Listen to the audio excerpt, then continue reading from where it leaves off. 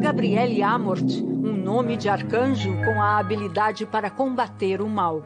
O exorcista do Papa, como Amort, ficou conhecido em Roma e no mundo e enfrenta agora sua pior batalha no filme estrelado por Russell Crowe.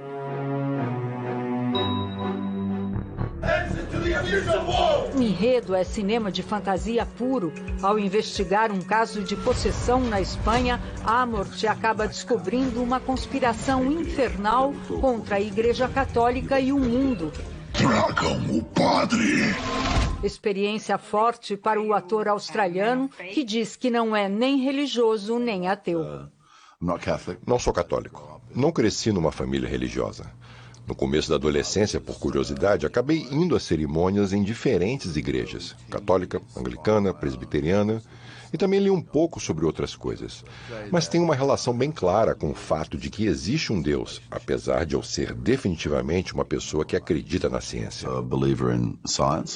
Na vida real, Russell Crowe prefere falar diretamente com Deus e dispensa o que chama de intermediários.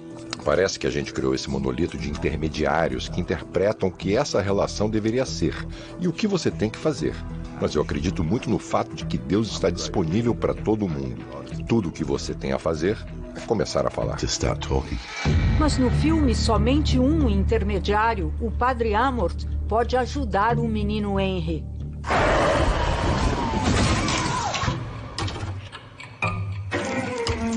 Qual é o seu propósito?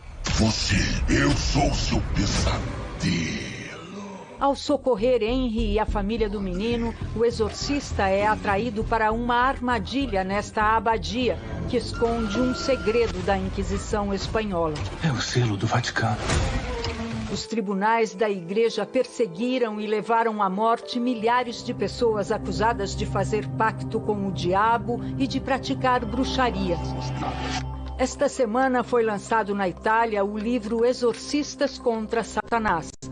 O livro tem uma entrevista inédita do Papa Francisco, que diz que o demônio semeia discórdia até na igreja e que o que ele quer é o fracasso do ser humano.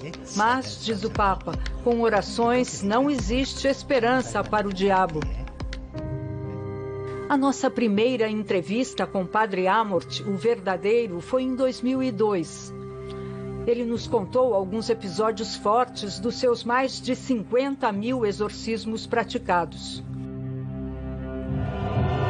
Disse que uma vez levou um chute de uma pessoa endemoniada e ficou 40 dias com a perna engessada. Reconheceu que o diabo pode fazer tremer a cama de uma pessoa possuída, mas não tanto como em O Exorcista, que abriu as portas da sala escura para esse tipo de filme. Antes do avanço da ciência, distúrbios mentais muitas vezes eram considerados obra do demônio. Os sintomas da depressão, por exemplo, eram enfrentados com reza, crucifixo e água benta. Na entrevista, o Padre Amort disse que não atendia ninguém que antes não tivesse se consultado com um profissional da saúde. Em 2002, ele nos mostrou os instrumentos usados quando tinha certeza de que estava diante de um caso de possessão demoníaca. A estola roxa, símbolo da autoridade de sacerdote. Segundo ele, a água benta pode queimar como fogo, assim como o óleo usado em batizados.